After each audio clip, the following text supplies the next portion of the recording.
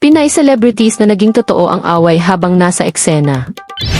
Naging totohanan ang sampalan at sabunutang eksena nina Marian Rivera at Katrina Halili sa remake ng Marimar. Bagamat itinanggi nila ang isyu noon, inamin din nila kalaunan na nagkaroon sila ng hindi pagkakaunawaan na nadala sa labas ng kamera.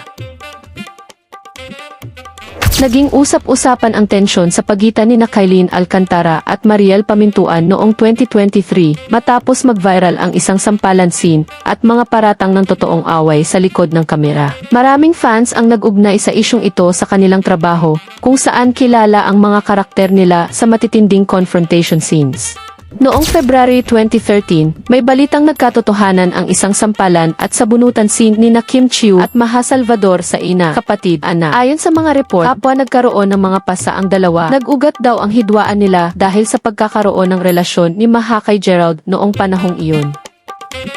Kamakailan, kinumpirma ni Christine Reyes at Isabel Daza na naging totoo at nagkasakitan sila sa kanilang matitinding eksena, partikular ang sikat na beach fight scene sa 2016 TV series na Tubig at Langgis. Inamin ni Christine na naipon ang frustration niya kay Isabel na naging dahilan ng pagsabog ng kanyang emosyon.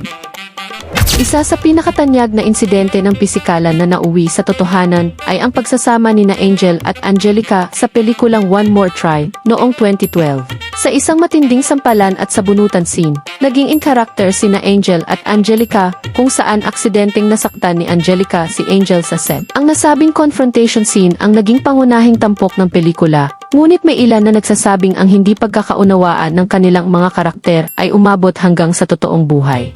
Grabe no, akala ng lahat ay bahagi lang ng script pero ang iba, nauwi pala sa totoong alitan. Don't forget to like this video, follow me, at i-share ito. Maraming salamat sa panonood mga ka-Starbies.